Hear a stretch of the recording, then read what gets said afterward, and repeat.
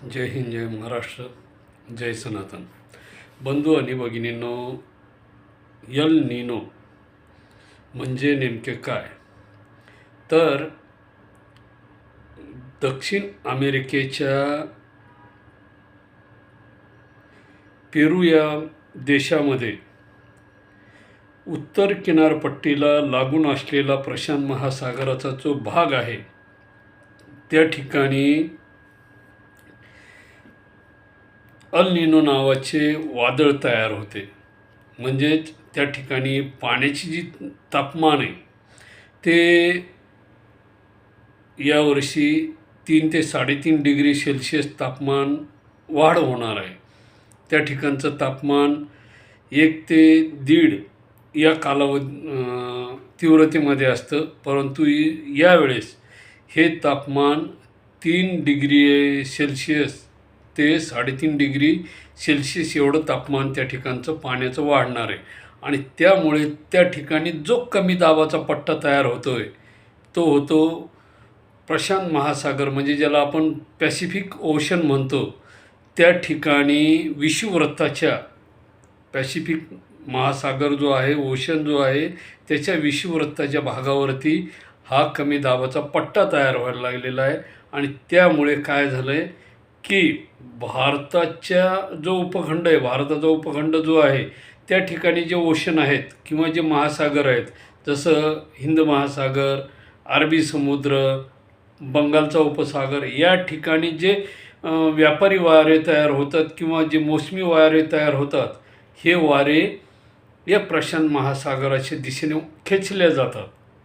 म्हणजे जसं आपण 2 चुंबक घेतले आणि 2 चुंबक घेतल्यानंतर एक समजा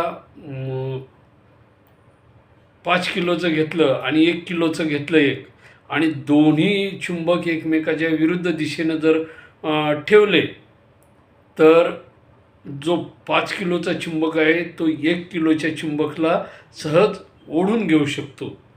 म्हणजे एवढी त्याच्यामध्ये तीव्रता असते. त्याप्रमाणे काय झालेलं आहे की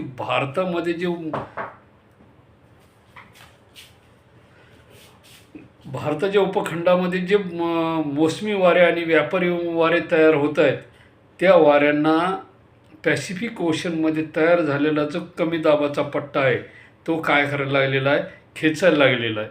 आणि त्यामुळे अमेरिकेच्या म्हणजे युरोप खंडामध्ये, अमेरिकाच नाही तर युरोपीय देशामध्ये काय होणार आहे की पावसाचं प्रमाण, वादळाचं प्रमाण हे मोठ्या प्रमाणामध्ये राहणार आहे. परंतु त्याचाही भारताच्या दिशेने विपरीत परिणाम असा घडणार आहे की भारतामध्ये जून, जुलै, ऑगस्ट अशा कालावधीमध्ये पावसाचं प्रमाण हे नगण्य असं राहणार आहे. होईल पाऊस पण कमी स्वरूपामध्ये. आज जूनचे जवळपास 15 जून 16 जून होत आहेत तरी पावसाचं प्रमाण अद्याप झालेलं नाही. रोहिण्या नक्षत्राचा पाऊस पडलेला नाही. ज्या रोहिण्या शेतकरी लोकांचे ज्या सुरुवातीची पेरणी असती, पहिली पेरणी रोहिणी नक्षत्रावर बरेचसे शेतकरी करतात, परंतु रोहिणी नक्षत्र न पडल्यामुळे बऱ्याचशा लोकांची पेरणी ही लांबलेली.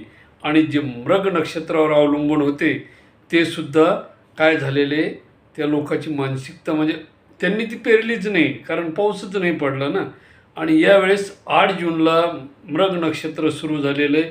त्यामुळे पावसाचं जो कालावधी आहे, जी लांबणीवर पडलेला स्थिती आहे, ती कशामुळे झालेली आहे, अल निनो या कमी दाबाच्या पट्ट्यामुळे पॅसिफिक महासागरामध्ये निर्माण झाल्यामुळे ही सर्वच्या सर्व भारतीय उपखंडातली जी मोसमी हवामान आहे, जे बाष्पीभवन झालेलं आहे, ते कुठं चाललेलं आहे तर पॅसिफिक महासागराकडं चाललेलं आहे. आणि त्याला कारण काय आहे की त्या ठिकाणचा सर्वात मोठा कमी दाबाचा पट्टा जो आपल्याकडं जे बाष्पीभवन झालेलं आहे ते कुठं ओढलं चाललं आहे, पॅसिफिकमध्ये. आणि त्यामुळे भारतामध्ये पावसाचं प्रमाण हे कमी झालेलं आहे. आणि अद्याप तरी पाऊस महाराष्ट्राच्या बऱ्याचशा भागामध्ये पोहोचलेला नाही, झालेला नाही आहे. कुठं कुठं झाला तो भाग वेगळा, परंतु महाराष्ट्राच्या बऱ्याचशा भागामध्ये पावसाचं प्रमाण हे झालेलं नाही, पाऊस पडलेला नाही. आज जवळपास 16-17 जून आहे, पाऊस अद्याप पडलेला नाही. आणि येणारा जुलै आणि ऑगस्ट त्याच्यामध्ये पावसाची अशीच जर परिस्थिती राहिली तर मानवाला आणि सजीवाला, जे गाय, म्हैस, कुत्रा, जे पाळीव प्राणी आहेत, जे जंगली प्राणी, यांना पिण्यासाठी पाणी मिळणं मुश्किल होईल. म्हणजे 72-76च्या काळामध्ये जसा दुष्काळ पडला होता पाण्याचा वगैरे जे काय असेल, किंवा मग 1770मध्ये सुद्धा दुष्काळ पडल्याचा उल्लेख आहे. त्याच्या अगोदरसुद्धा 1857च्या कालावधीमध्ये सुद्धा दुष्काळ पडल्याचा उल्लेख आहे. म्हणजे असे अनेक दुष्काळ होऊन गेलेले आहेत. आणि त्यापैकी हा एक मोठा दुष्काळ या 2026मधला सर्वात मोठा दुष्काळ या ठिकाणी मानण्यात येणार आहे. आणि बरेचसे शेतकरी बांधव नगदी पिकाच्या मागे लागलेले आहेत, जसा मोसंबी, द्राक्षे, ज्याला आपण अंगूर म्हणतो, त्यानंतर ऊस, कापूस. आणि यामुळे काय झालं आहे की अन्नधान्य हे कमी प्रमाणात उत्पादन झालं आहे. आणि त्याच्यामध्ये सरकारची जे संघटना आहे किंवा सरकार जे धान्य खरेदी वगैरे करतं, हे कधी करतं की ठराविक कालावधी निघून गेल्यानंतर सरकारचा हमी भाव येतो. म्हणजे व्यापाऱ्यांनी ज्यावेळेस माल खरेदी करून मोकळे होऊन जातात, म्हणजे ज्या ठिकाणी शेतकऱ्याला 10 रुपये मिळायला पाहिजे त्या ठिकाणी 10 रुपये न मिळता त्या ठिकाणी शेतकऱ्यांना 7च रुपये मिळतात. आणि व्यापारी ती लूट करून घेऊन जातात 3 रुपयाच्या पद्धतीने. आणि त्यानंतर 6 महिना 2 महिने निघून गेल्यानंतर मग सरकारचा हमी भाव डिक्लेअर होतो. मग ते 8 रुपये 9 रुपये असा हमी भाव डिक्लेअर करतात. मग याच्यामध्ये सर्वसामान्य शेतकऱ्याचं नुकसान होतं.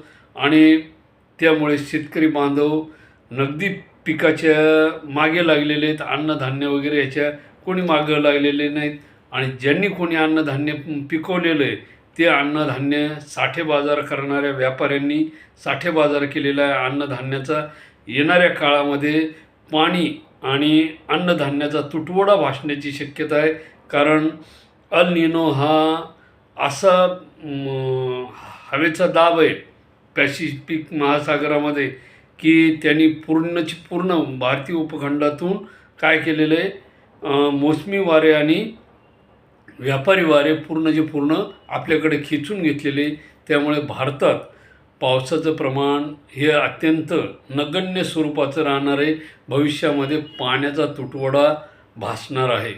आणि पाण्याबरोबरच अन्नधान्याचं येणाऱ्या काळामध्ये जे खरीप आणि रब्बी पिकं आहेत तीसुद्धा मग काय होणार आहे, शेतकऱ्याची त्या ठिकाणी म्हणजे जीवनशैली, शेतीचे कामं जे आहेत ते कोलमडून पडणार आहेत. आणि खरीप आणि रब्बी जी पिकं आहेत ती न आल्यामुळे येणारा काळ जो आहे 2027-28 वगैरे जे काय असेल त्या काळामध्ये अन्नधान्याचा सुद्धा तुटवडा भासणार आहे. तर सरकारला माझी एक कळकळीची विनंती आहे की Sambhajinagar MIDC, Paithan MIDC, Jalna MIDC, गोदावरीच्या पात्रावर जेवढ्या काही MIDC आहेत त्या MIDCला पाणी हे कमी प्रमाणात द्यायला पाहिजे.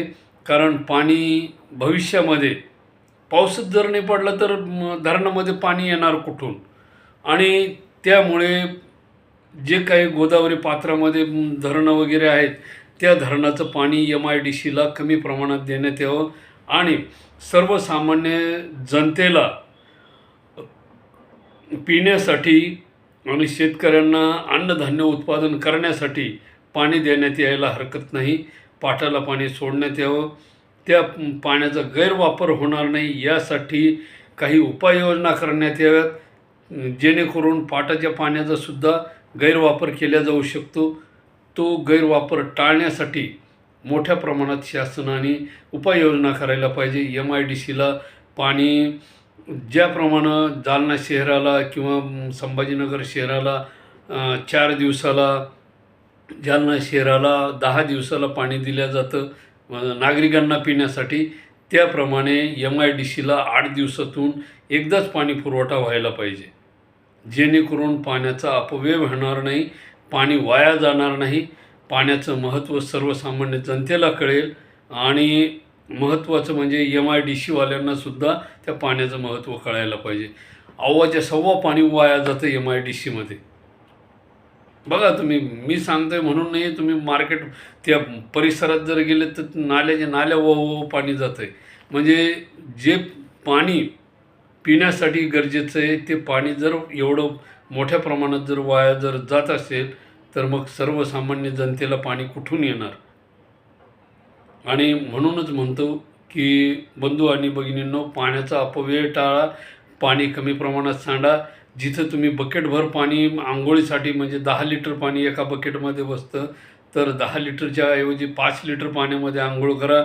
ज्या ठिकाणी तुम्ही 2 नंबरला समजा पाणी 5 लिटर वापरत आहे तिथं 2.5 लिटर, नाहीतर मग ते पूर्वीची परंपरा आपली जी आहे, खुल्या मैदानामध्ये हरकत नाही, अर्ध्या लिटरमध्ये काम भागतं, टेन्शन नाही आणि पाण्याचा अपव्यय टाळला जाऊ शकतो.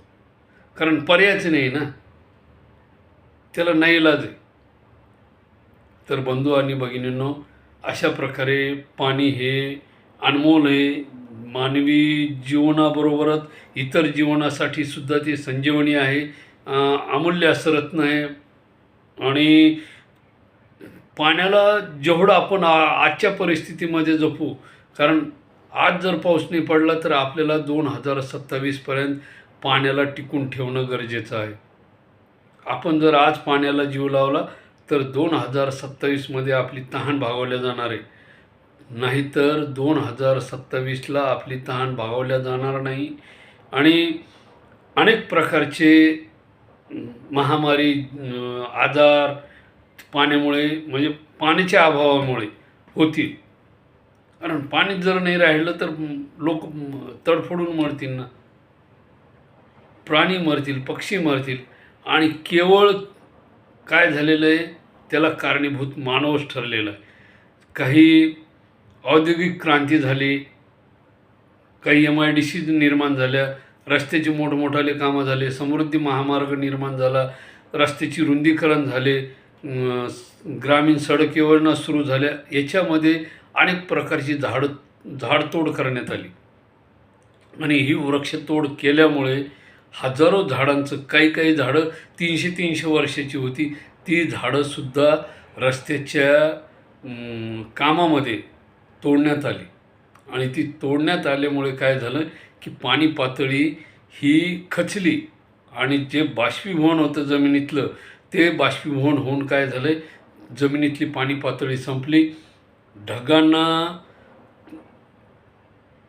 त्या अमेरिकेच्या दिशेनं जाऊ न देण्यासाठी हे झाडं उपयोगी होते. ते झाडं नष्ट झाल्यामुळे काय झालं की त्यांचा मार्ग स्टॉप केला कोणी, आपणच. कारण झाडं जर असते तर त्यांनी ते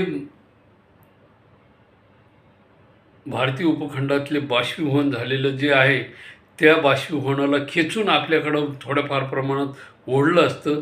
आणि आता फक्त आपल्याला परतीच्या पावसावरच भरोसा आहे, ते म्हणजे आषाढी वारीनंतर जो परतीचा पाऊस सुरू होईल त्या पावसावर रब्बी पिकाची आशा टिकून आहे. खरीप पिकाची आशा मावळ्यात जमा आहे. कारण आता पेरण्याचे दिवस, सुगीचे दिवस संपून गेलेले आहेत आणि आजच्या घडीला किमान 1.5 फूट तरी पीक पाहिजे होतं. सरकी असो, तूर असो, जे काही धान्य वगैरे असतील, पावसाळी बाजरी असेल, जे काही असेल ते आजच्या घडीला 1-1, 1.5 फूट पाहिजे होतं. तर पेरणीची आशा संपलेली आणि येणारे रब्बी पीक जे आहे दिवाळीनंतरचं, ते जर या परतीच्या पावसाने सहकार्य केलं, शेतकऱ्यांना जीवनमान मिळू शकते, पिण्यासाठी पाणी मिळू शकतं. तर बंधू आणि भगिनींनो, शासनाला परत एकदा कळकळीची विनंती आहे, साठे बाजारामधून ज्या लोकांनी अन्नधान्य साठवून ठेवलेले त्यांच्याकडचं अन्नधान्य सर्वसामान्य जनतेपर्यंत पोहोचवण्याचं काम शासनाचं आहे. दुसरी गोष्ट, MIDC सारख्या भागामध्ये पुरवल्या जाणाऱ्या पाण्यामध्ये वेळेचं नियोजन करायला पाहिजे, पाण्याचं नियोजन करायला पाहिजे. ज्या ठिकाणी रोज पाणी दिलं जातं त्या ठिकाणी त्यांना 4 दिवसाला पाणी द्यायला पाहिजे. ज्या ठिकाणी 4 दिवसाला पाणी दिलं जातं त्या दिवशी 8 दिवसाला पाणी द्यायला पाहिजे. तर सर्वसामान्य माणसाला, प्राण्यांना, पाळीव प्राण्यांना, सजीवांना सर्वांना जीवदान मिळण्याची शक्यता आहे. नाहीतर येणारं 2027 फार मोठ्या मुश्किलीत जाण्याची शक्यता आहे. कारण दुष्काळ मोठ्या प्रमाणात पडण्याची शक्यता आहे. मी सांगत नाही, येणारं परिस्थिती सांगते.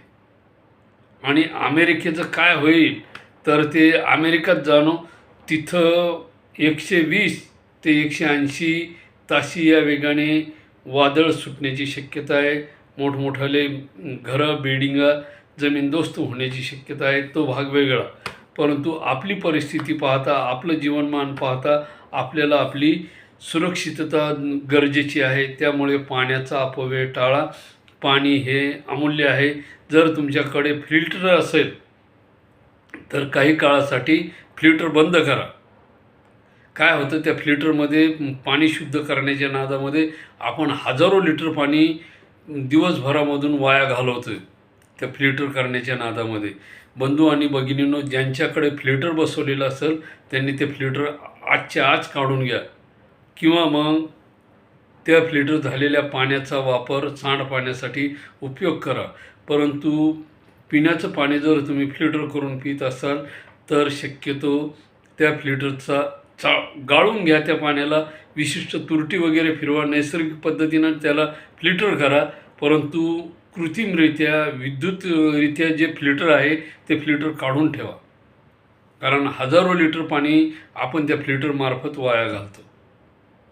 आणि जेणेकरून त्यातलं एक थेंबसुद्धा आपल्याला आजच्या घडीला अमूल्य असं आहे. तर बंधू आणि भगिनींनो, तुम्हाला आजचा व्हिडिओ कसा वाटला? अल निनोबद्दल तुमची काय प्रतिक्रिया आहे? पाण्याबद्दल तुमची काय प्रतिक्रिया आहे? किंवा साठेबाजार करणारे जे लोक आहेत त्यांच्याबद्दल तुमची काय मतं आहेत हे तुम्ही मला कमेंटमध्ये कळवू शकता. जेणेकरून भविष्यात येणाऱ्या संकटाला आपण आपल्या या पद्धतीतून मार्ग काढू शकू. तुम्हाला आजचा व्हिडिओ कसा वाटला, काय वाटला, कमेंट करा, लाईक करा आणि आपल्या मित्रांना, नातेवाईकांना हा व्हिडिओ अवश्य शेअर करा. जय हिंद, जय महाराष्ट्र. धन्यवाद.